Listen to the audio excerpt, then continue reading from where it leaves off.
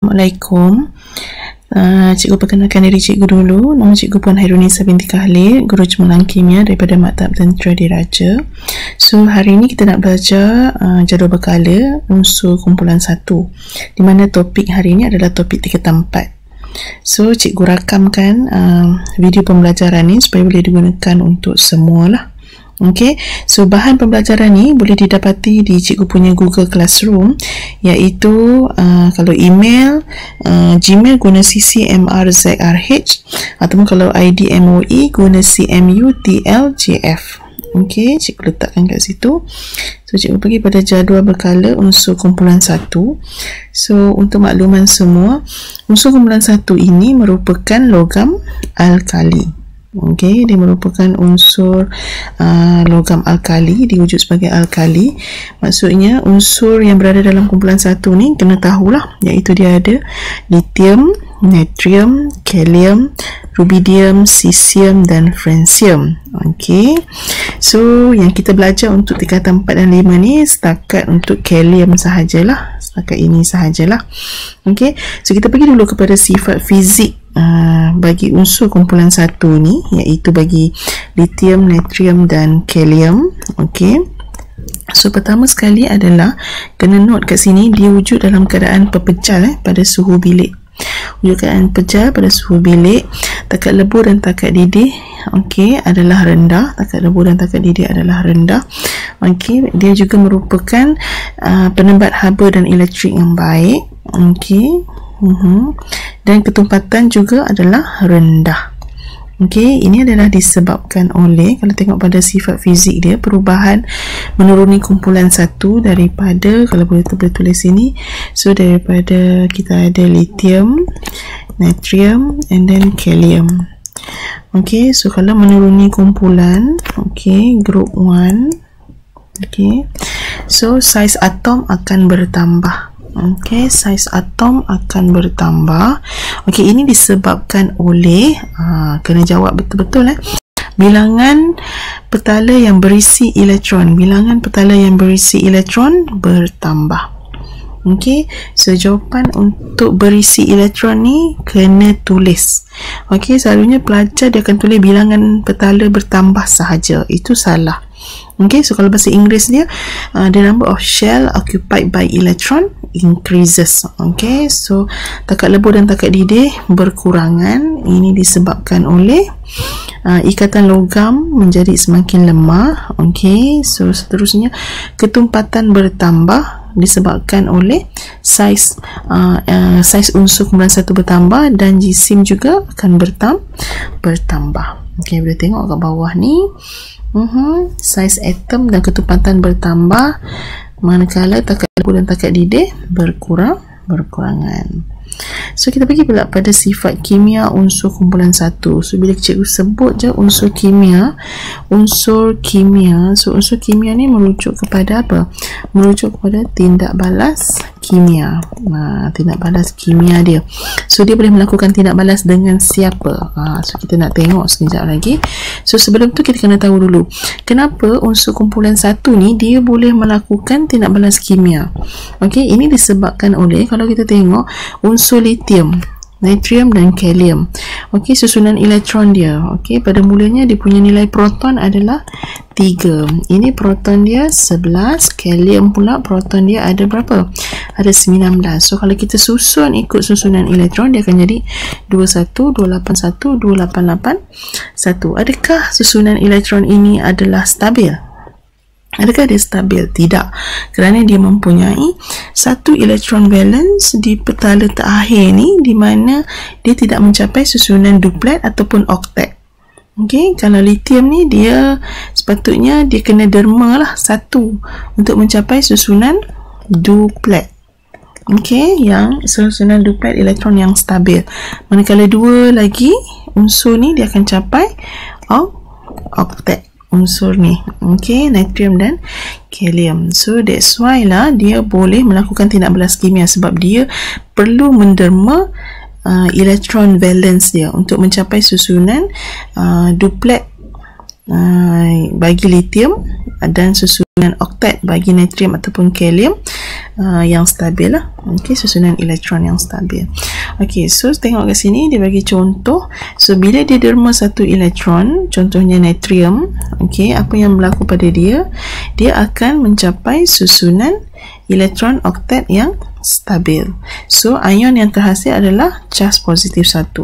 So untuk pengetahuan semua pelajar, apabila natrium ni dia dalam keadaan atom, ini dalam keadaan atom. So apabila dia menderma satu elektron, dia akan menjadi ion. So ion ni dengan arti kata lain dia dah stabil. Atom ni dia masih belum lagi stabil. Okey. So cikgu teruskan lagi. Pergi pada yang pertama, sifat kimia unsur kumpulan satu yang pertama, iaitu pertama, dia boleh bertindak balas dengan air. Bertindak balas cergas dengan air. Okey, untuk membentuk larutan hidroksida, logam, alkali dan gas hidrogen. So ini contoh persamaan kimia dia. Okey, so bila tulis dalam SPM, so tak perlulah tulis state ni. Okey, pepecah, cecair semua ni tak perlu. Okey, just tulis formula kimia sahaja dan kena imbangkan. Okey, so bagaimana pemarkahan sekiranya you buat persamaan kimia ni? So markah dia diberi kepada pertama formula kimia semua betul. Lithium betul, air betul, lithium betul, hidrogen betul. So yang kedua diberi kepada imbang. Okey, you pandai imbang. Okey, persamaan ni seimbang. Okey, tengok yang kedua pula, logam alkali boleh terbakar di dalam gas oksigen. Nampak tak dia kata cergas, maksudnya dia kumpulan satu ni sangat reaktif untuk menghasilkan apa? Oksida logam berpecah. Okey, so dalam SPM kadang-kala dia bagi ayat ni, dia bagi kenyataan ini, so dia minta you all buat persamaan kimia. So sebagai pelajar kimia mestilah tahu formula, contohnya bagi lithium. Apa formula bagi lithium? Li. Oksigen, gas kan, so O2 lah. Okey, so state ni tak perlu. Okey, so hasil dia adalah lithium oksida. So lithium oksida, Li positif, oksida O2 minus. So bila kita cross, ini 2, ini 1, so dia akan jadi Li2O. So bila dia macam tu, barulah kita boleh imbangkan. Okey, seterusnya adalah tindak balas di antara oksida logam yang terhasil ni. Ini oksida logam yang terhasil ni, ini kita larutkan di dalam air. Dia boleh dilarutkan dalam air. So ini persamaan kimia dia. Dia akan menghasilkan larutan hidroksida logam alkali. Okey, seterusnya adalah tindak balas di antara logam alkali terbakar dengan gas klorin. Gas. Bila sebut gas ni diwujud dalam keadaan duiatom lah, ada 2. So kesilapan pelajar kadang-kadang buat macam ni. Natrium tambah Cl sahaja, hasilkan natrium klorida. Macam ni salah.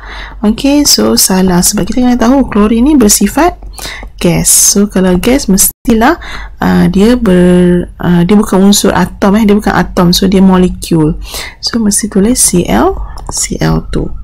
Okey, seterusnya pun sama untuk bromin. Okey, seterusnya cikgu pergi seterusnya lagi, iaitu unsur kumpulan satu, kereaktifan dia.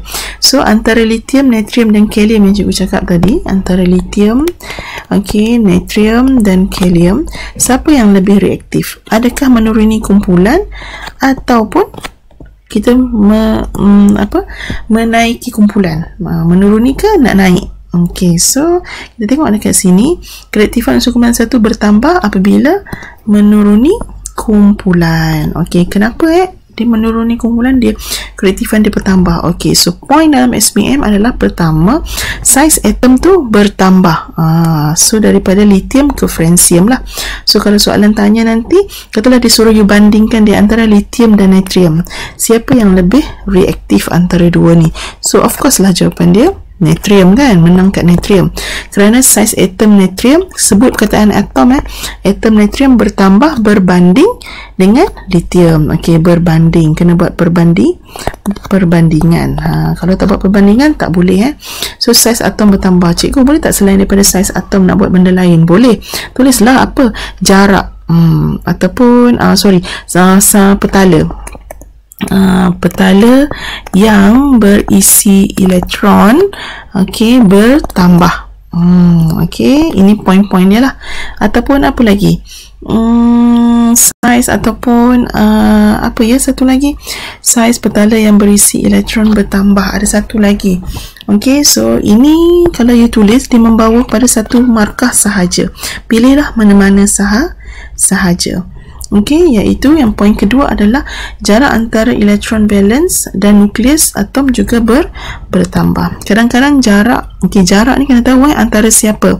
Elektron valence dan nukleus atom bertambah jauh. Tengok pada markah. Kadang-kadang jarak ni pun jatuh kepada poin yang pertama. So seterusnya daya tarikan. Mesti ada perkataan daya tarikan antara siapa? Nukleus dengan elektron valence menjadi lemah. Bila sebut je daya, mesti dia punya ujung dia mesti lemah. Daya ni tak boleh kata daya tu tinggi ke, daya tu bertambah ke, tak boleh. Dia mesti daya tu semakin lemah ataupun semakin kuat, macam tu. So bila daya pun semakin lemah, apa yang berlaku? Elektron valence menjadi semakin mudah untuk dilepaskan oleh atom itu. Sebagai contoh, tengok yang ni, kita ada atom lithium, natrium dan kalium. Kalau menuruni kumpulan, cuba tengok dia punya saiz pun semakin besar. Bila saiz semakin besar, apa yang berlaku? Jarak. Pertama kita sentuh tentang saiz, kedua kita sentuh tentang jarak. Jarak ni mesti bagi tahu di antara nukleus dan elektron valence. Lepas tu sentuh pada daya tarikan. Antara siapa? Nukleus dan elektron valence. So mudahlah bagi atom untuk melepaskan elektron. Kalau tak nak tulis melepaskan pun boleh menderma. So itu antara poin-poin dia lah. Alright, seterusnya langkah keselamatan dalam pengendalian unsur kumpulan 1. Sebenarnya cikgu cakap tadi, unsur kumpulan 1 ni dia sangat reaktif terhadap apa? Terhadap air, terhadap oksigen. So sangat bahaya sekiranya kalau kita mengendalikan unsur kumpulan 1 ni ataupun logam ni tanpa mengikuti langkah-langkah keselamatan. So pertama, kita kena guna penyepit lah. Kedua, pakai cermin mata ataupun Google tu, and then sarung tangan, and then kita potong dia kepada saiz yang kecil. Yang paling penting adalah simpan dia di dalam botol yang mengandungi minyak parafin. Minyak parafin kan, kalau simpan dia, kalau dedahkan dia ke udara kita ada air, mungkin dia boleh meletup lah, dan meletup dan membahayakan kita punya keselamatan. So itu sahaja untuk unsur kumpulan 1. Cikgu suka tunjukkan macam ni lah pada you all semua. So itu saja penerangan cikgu untuk kali ini. So diharap banyak membantu. So cikgu akan pergi pada sentuh tentang latihan pula. Terima kasih. Pergi kepada aktiviti pengukuhan untuk topik jadual berkala. So kita tengok yang pertama. Jadual 1 menunjukkan susunan elektron bagi unsur X dan unsur Y. Sebelum tu cikgu ambil dulu pen kat sini. Unsur X dan unsur Y. So kita tengok kat sini, unsur X adalah 281, manakala unsur Y ni adalah 2881. So kedua-dua unsur ni daripada kumpulan group 1. Sebab valence elektron dia 1. So soalan dia tanya, nyatakan satu sifat fizik bagi kedua-dua unsur X dan Y. So kumpulan 1, sifat fizik dia adalah mempunyai permukaan yang berkilat, ataupun permukaan pepejal, permukaan kelabu berkilat. Boleh tulis sini, kelabu berkilat, dan dia mempunyai ketumpatan yang rendah. Takat didih dan takat lebur dia pun rendah. So wujud dalam keadaan pepejal pada suhu bilik. So bagi salah satu sahajalah untuk satu markah. Soalan minta 1. So adakah unsur X mempunyai sifat kimia yang sama dengan unsur Y? Berikan satu sebab. Ya, jawapan dia yes. Kerana apa? Kedua-dua unsur ini mempunyai satu elektron valence. So dapat 2 markah. Sifat kimia mesti elektron valence dia sama, ataupun dia berada pada grup yang sama, baru dia mempunyai persamaan dari segi tindak balas kimia. So Rajah 1 menunjukkan susunan radas bagi satu eksperimen. Okay, eksperimen membandingkan kereaktifan unsur X dan unsur Y terhadap oksigen. So kita tengok dekat sini, okey, tindak balas logam alkali dengan oksigen. So soalan dia tanya apa? Okey, soalan dia nyatakan satu pemerhatian apabila unsur X atau unsur Y dibakar dalam oksigen. So pemerhatian yang kita nampak dengan mata kita, okey, ataupun kita guna panca indera kita. So unsur X ataupun unsur Y terbakar dengan terang. Memang dia akan nyala dengan terang lah. So unsur X ataupun lebih nak spesifik boleh jawab unsur X terbakar dengan nyalaan kuning sebab unsur X ni adalah merupakan natrium. Okey.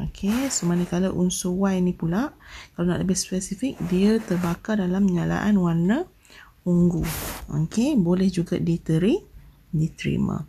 So bandingkan kereaktifan bagi unsur X dan unsur Y terhadap oksigen lah. So kereaktifan dia bagaimana?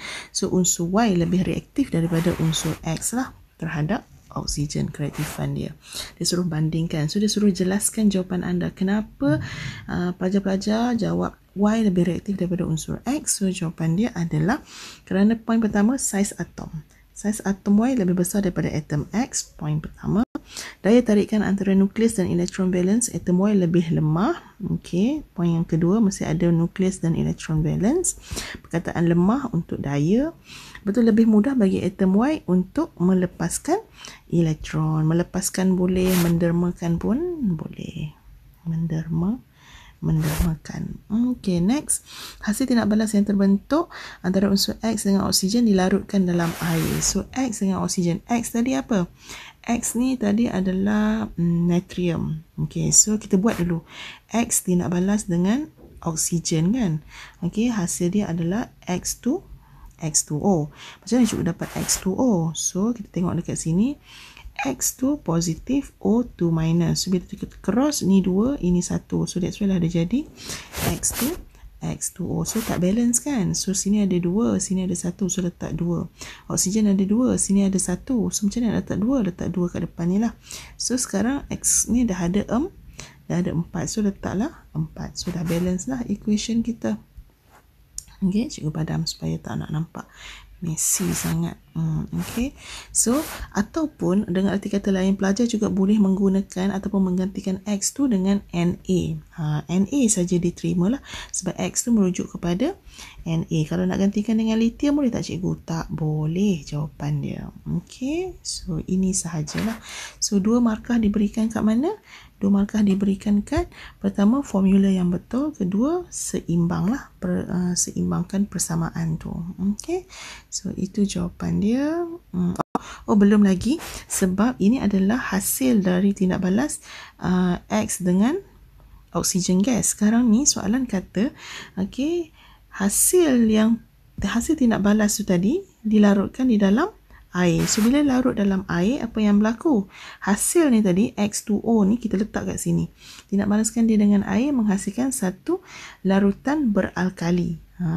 Okey, satu larutan beralkali. So bagaimana persamaan dia?